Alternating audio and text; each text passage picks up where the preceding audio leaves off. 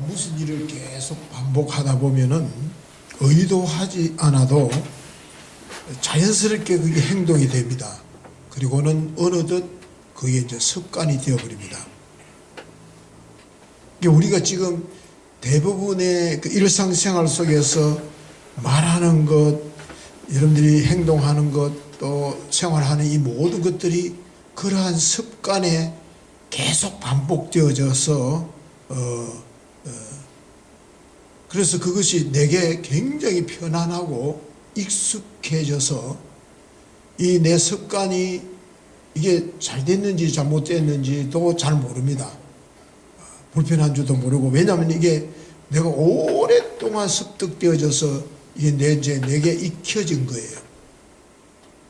우리의 신앙도 처음 신앙생활을 했을 때 그게 진짜 자꾸 반복되어지고 또 반복되어지고 반복되다 보니까 내 의도와는 상관없이 자꾸 흘러가다 보니까 신앙도 하나의 습관이 되어서 나중에 이게 고치려고 하면은요, 우리 보통 습관을 고치려고 하면 참 어렵잖아요.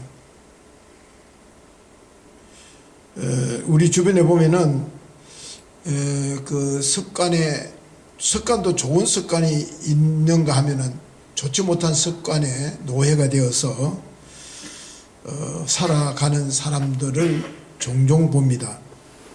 그렇기 때문에 그걸 이제 고쳐야 되는데, 그러나 이게 너무 오랫동안 내게 이제 익숙해지기 때문에 이걸 이렇게 바꾼다는 게 참 쉽지 않는데, 우리의 신앙생활도 그런 것 같아요. 여러분들이 구약에 보면은 이스라엘 백성들이 광야 생활을 하잖아요. 광야 생활을 하면서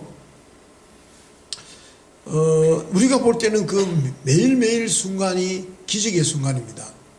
만나를 참 광야에서 먹는 문제, 이게 얼마나 절박한데, 그게 이제 만나가 주어지고 메추라기가 주어지고 생수가 주어지고 근데 그게 자꾸 이제 오랫동안 이게 계속 반복되다 보니까 처음에는 그 만나를 보고 얼마나 감격했겠어요. 얼마나 놀랬겠어요. 눈물이 났을 것 같아요. 왜냐하면은 애굽에서 나올 때에 보따리 싸가와 먹을 거 입을 거 막 다 싸가 왔는데 그게 다 떨어졌단 말이에요. 광야에서 다 떨어지고 이제 그 얼마나 어려웠겠어요. 그런데 이제 만나를 먹게 되니까 굉장히 놀랐을 것 같아요. 감격하는 마음으로 처음에는 막 했는데, 이게 이제 매일 먹다 보니까, 이게 이제 매일 반복되다 보니까 그만 그 만나에 대한 매력이 별로 없는 거예요. 그리고는 하나님께 불만하게 되고, 결국 광야에서 생존한다는 것 자체가 기적의 연속이고 감사의 조건인데도 불구하고 그들은 감사의 조건을 놓쳐버리고 이제 불만하기 시작하죠. 불평하기를 시작합니다. 우리들도 광야 생활을 하고 있는, 광야 생활이 우리에게는 무슨 생활이냐면 교회 생활이 광야 생활이거든요.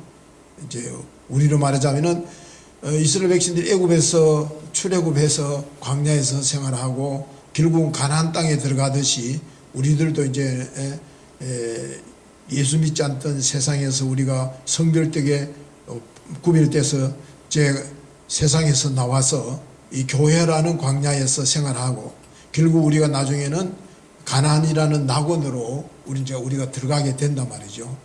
또 우리들도 이 교회 생활이 처음에는 은혜 받고 처음에는 진리를 깨닫고 신앙생활 하면서 감격도 있었을 거예요. 정말로 여러분들이 눈물 나는 고백도 있었을 테고 결단도 있었을 텐데, 어느덧 설교 말씀을 들어도 웬만해가지고는 감격이 없고 기도도 어떻게 보면은 마저 못해서 습관을 쫓아서, 그리고 헌금을 드릴 때 그 기쁨, 제가 제가 그 처음으로 전도사 생활을 시작하면서 제가 첫 그 사례비를 받고 거기에서 이제 첫 사례비를 제가 온전히 하나님 앞에 드리면서 정말로 그때 감격이 눈물이요. 이루 말할 수 없었어요. 그리고 매일같이 드려지는 헌금이 정말로 내가 이렇게 하나님 앞에 드릴 수 있다는 것이 정말로 얼마나 기쁘고 했는데 이제는 그냥 아무 감각 없이 그냥 습관을 쫓아서 신앙생활이기가 이제 하다 보니까 이건 어떨 때는 부담으로 이제 다가오기도 하고, 특별히 여러분들이 이제 중직자 되시는 여러분들은 그 직분이 굉장히 이제는 무거운 짐이 되는지도 모릅니다. 그게 뭐냐면 어느덧 여러분들의 신앙생활이 습관이 되어버렸다는 거죠. 습관. 정상적인 신앙생활은 하루하루가 늘 새롭고 어제 같은 오늘이지만은 아니다라는 거죠. 오늘은 내게는 새로운 날이고, 그래서 감사와 기쁨만이 날마다 또 오늘도 기대되죠. 하나님께서 오늘 또 나를 어떻게 이끌어 주실까, 누구를 만나게 하실까, 어떤 일을 예비해 놓으실까, 순간순간 기대되어지고. 근데 우리는 그걸 다 지금은 놓쳐버리고 있지 않는가? 왜 그럴까? 성경에는 오늘 이제 그 원래 제가 묵상하려고 했던 말씀인데, 너희는 염려를 다 주께 맡기라. 베드로 사도를 통해서 예수님이 이제 우리에게 주신 말씀인데, 저 역시 이제 오랜 세월을 목회한다고 하면서요, 인간적인 고뇌에 빠질 때가 많았지요. 아직도 그 인간의 육신적인 껍데기, 그 사람, 이걸 벗어내지 못하고 어처구니 없이 실수도 하고 추한 모습도 또 지혜롭지 못한 이런 언행이라든지 이런 것들을 제가 봅니다. 특히 이제 사순절 기간이기 때문에 우리는 묵상, 그 사순절 동안 특별히 묵상하고 있는 말씀들이 있지 않습니까?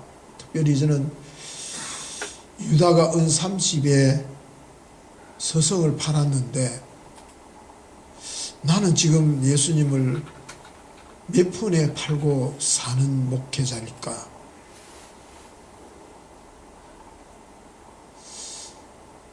예수님께 흥정을 몇 푼에 흥정을 하고 있을까? 요 정도 주님이 복 내려주시면 내가 요 정도는 하겠습니다라고 하고 있지 않는가? 다른 사람은 다 주를 버릴지라도 나는 주님을 절대로 버리지 않겠다라고 장담했던, 소리쳤던 베드로가 오히려 맹세하고 저주까지 하면서 서성을 버리는, 우리는 때로는 세상 속에서 그 베드로의 모습처럼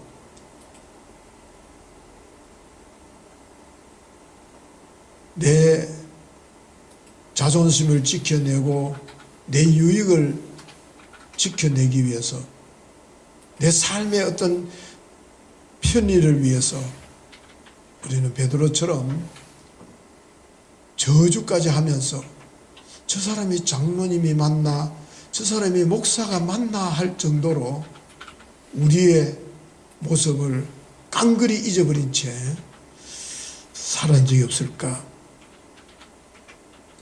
주와 함께 죽고 주와 함께 살겠다고 따라 나섰던 제자들이 주님의 곁을 다 떠나고,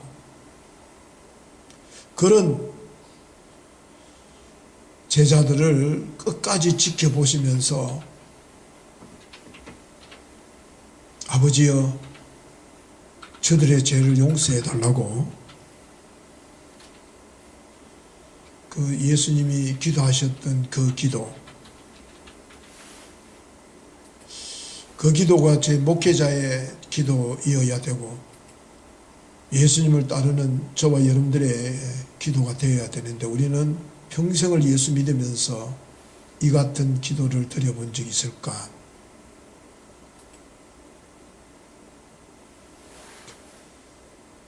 저는 지난번에도 말씀을 드렸습니다.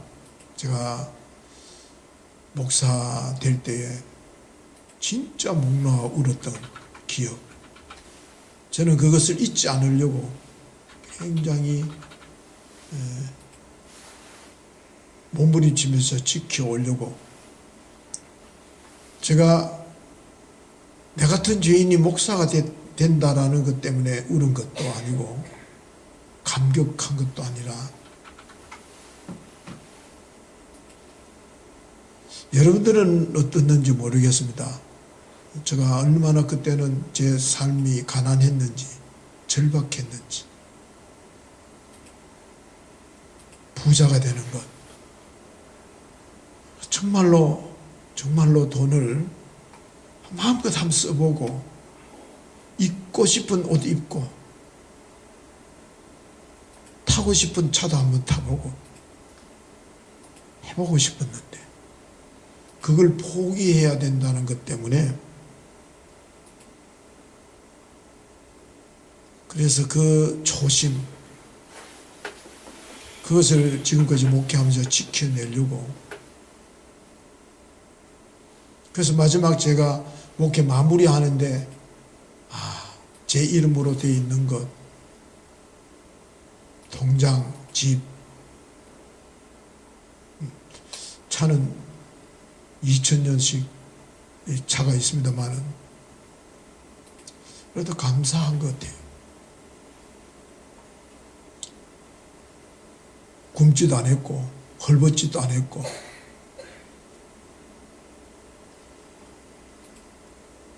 여러분들은 장로님으로 권사님으로 임직 받을 때에 그때 초심으로 한번 돌아가신다면은 정말 헌신과 충성을 다짐했던 그때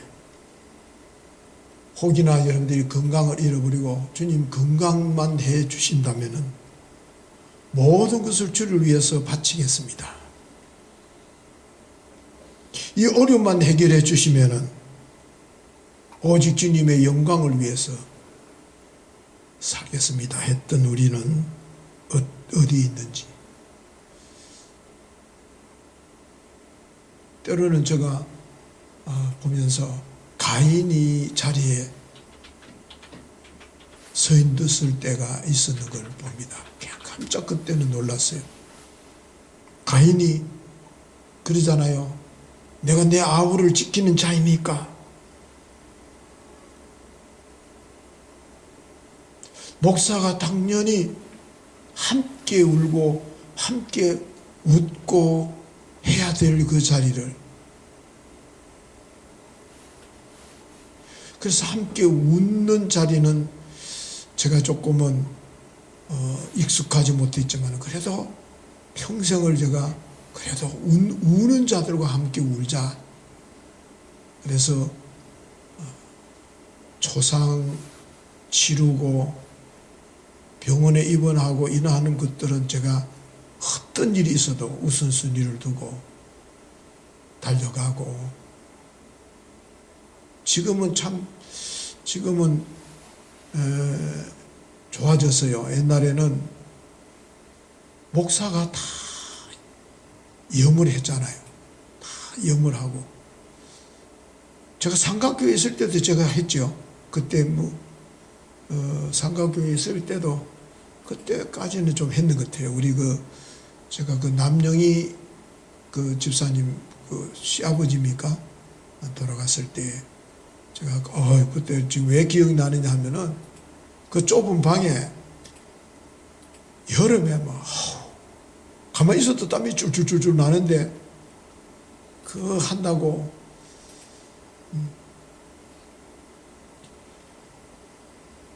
왜 제가 오늘도 보니까 가인의 자리에 있더라니까요.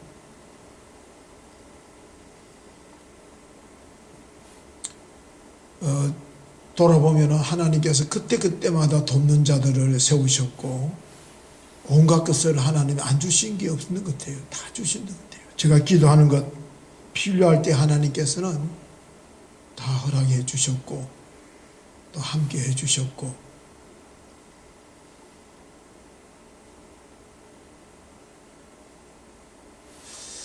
그런데 그럼에도 불구하고 가끔은 유다처럼 살 때도 있었고 베드로처럼 살 때도 있었다는 것 좀 죄송스럽게 고백을 합니다. 부탁드리고 싶은 것은 다시 우리가 초심으로 들어가서 특히 우리의 사순절 기간이니까 우리 주님께서 십자가를 지고 골고다의 언덕을 오르실 때에 흐르는 땅과 흐르는 피를 닦아주던 사람이 있었습니다. 성경에는 이름이 밝혀지지 않았습니다. 천주교에서는 그 여인의 이름을 이야기를 합니다만은 우리들도 좀 교회 생활하면서 피와 땀을 씻어줄 수 있는 우리가 되었으면 참 좋겠다. 십자가를 지고 가는 주님에게 물 한 그릇을 건네주었던 이름 모를 사람 어디에 있는지 우리 교회에 그런 분이 있었으면 참 좋겠다. 주님께서 쓰시겠다 하실 때에 아무 말 없이 어린 나귀 새끼를 내주었던 베다니의 또 이름 모를 나귀 주인 우리였으면 참 안 좋겠나. 주님이 필요로 하실 때 교회가 필요할 때에 예수님의 발에 향유를 붓고 눈물로 머리를 풀어서 예수님의 발을 닦아주었던 그 여인 우리 교회에 그런 권사님들 그런 집사님들이 있으면 안 좋겠나. 우리 주님께서 더 이상 짊어지고 가실 수 없는 십자가를 대신 십자가를 지고 갔던 구레네 시몬이라는 사람 그런 분들이 우리 교회에 있다면은 우리 교회에는 희망이 있고 우리 교회는 소망이 있고 우리 교회는 은혜가 있는 그런 교회라 생각합니다. 그러므로 우리 조은희 성도님 여러분들은 너의 일이 아니라 모든 교회의 안팎에서 주어진 일들은 나의 일로 어떤 것을 이야기하면 목사님 그 부장 놔두고 왜 제게 이야기해요? 목사님 그거는 누구한테 뭐 장로님 놔두고 왜 내게 이야기해요? 그런 것이 아니라 어떤 분은 목사님 이거는 거는 좀 누가 좀 했으면 좋겠는데요. 내가 대물어서 이야기했습니다. 그게 당신이 그렇게 보이면 당신이 그걸 하는 거지. 다른 사람 없어요. 너의 일이 아니니까요. 나의 일이. 모든 것을 나의 일로 보고 교회를 잘 섬겨갔으면 참 좋겠다 생각을 하면서 저는 참 바람이 있습니다. 우리 교회가 좋은 이웃교회잖아요. 제가 설린대학과 영광여고에 있으면서 16년 동안 학교에 있으면서 하도 기독교에 대해서 너무 안 좋은 소리를 듣고 대놔놓고 개독교라 그러고, 그래서 정말로 그 원인이 뭘까? 근데 80%가 아이들이, 학생들이 막 씹는 게 뭐냐면은 교회 안에서 목사 장로와의 싸움. 그래서 교회가 분리되어지고 목사가 쫓겨나고 장로님들이 싸워가지고, 절대로 그런 교회는 하면 안 되겠다. 그런 교회는 그 교회만 안 돼도 욕을 안 해도 먹겠구나. 욕을 안 해도 먹겠구나.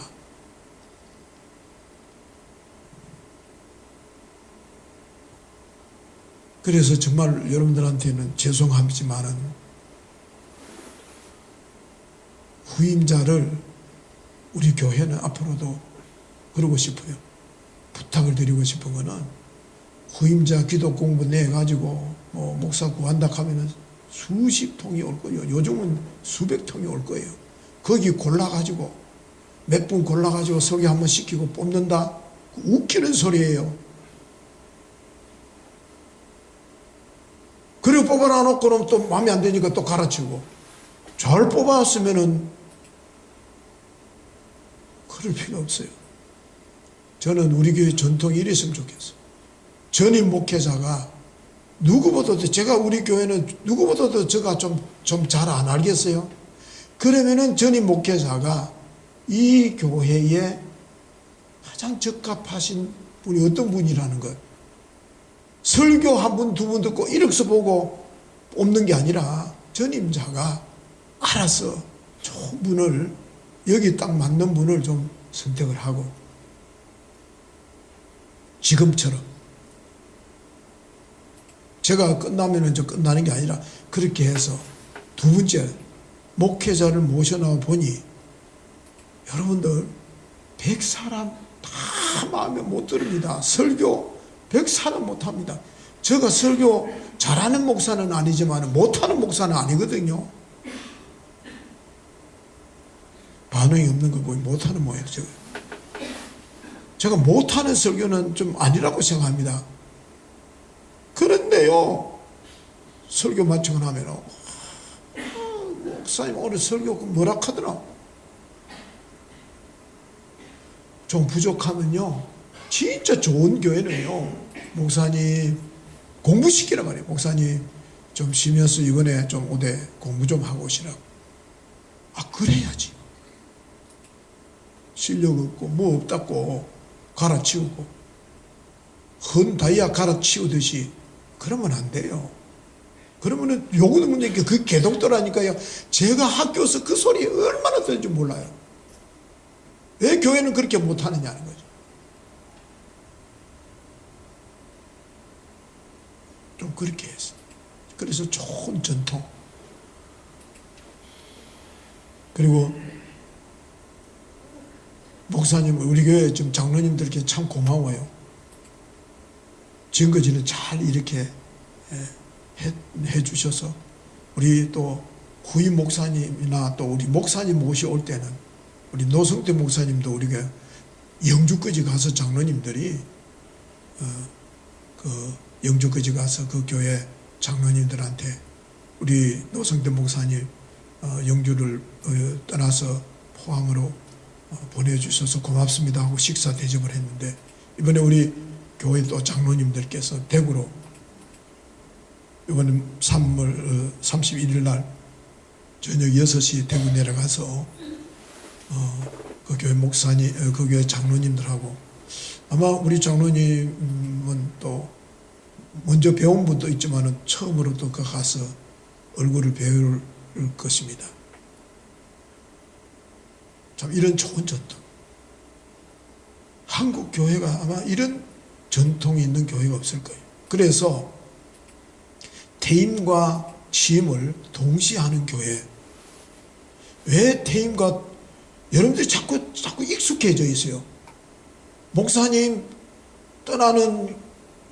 먼저 떠나고 그래가지고 1년, 2년 기다려가지고 뭐 이 사람 저 사람 선봐가지고 또 모셔오고 그게 익숙해지다 보니까 이임과 취임이 동시에 이루어지는 교회가 거의 없어요. 좋은 교회들은요, 목사님 그동안에 수고하셨습니다. 그리고 새로운 목사님 감사합니다가 동시에 이임과 취임이 동시에 이루어지는 교회, 진짜 좋은 교회. 그래서 제가 처음으로 우리 교회가 이 질서를 한번 지켜보려고 해요. 그래서 제가 퇴임하고 바로 담임 목사님 위임하고 이게 이루어져서 야, 정말로 좋은 이웃이다. 정말로 좋은 이웃이다. 그런 전통을 좀 이어가는 그런 교회가 되어져서 정말로 우리 좋은 이웃 교회가 이름만 좋은 이웃이 아니라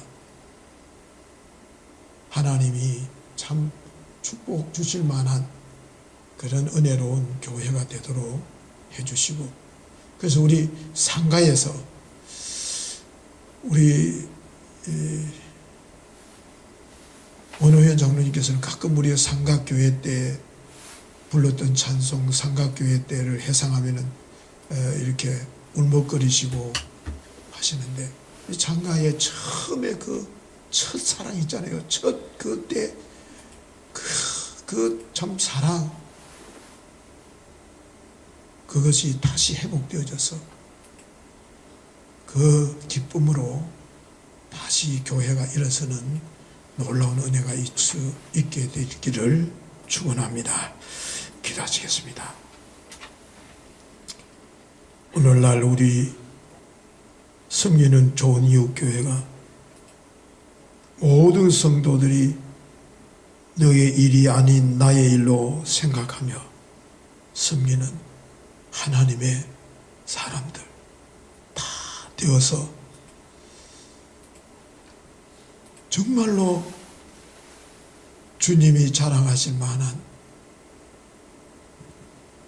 안디옥 교회가 이방 사람들에게 칭송을 받았듯이 우리 좋은 이웃 교회가 칭송받는 교회로 나아가도록 첫 열심, 첫 열정, 첫 믿음, 첫 고백 회복하여 나아가는 저들이 되게 하여 주옵소서.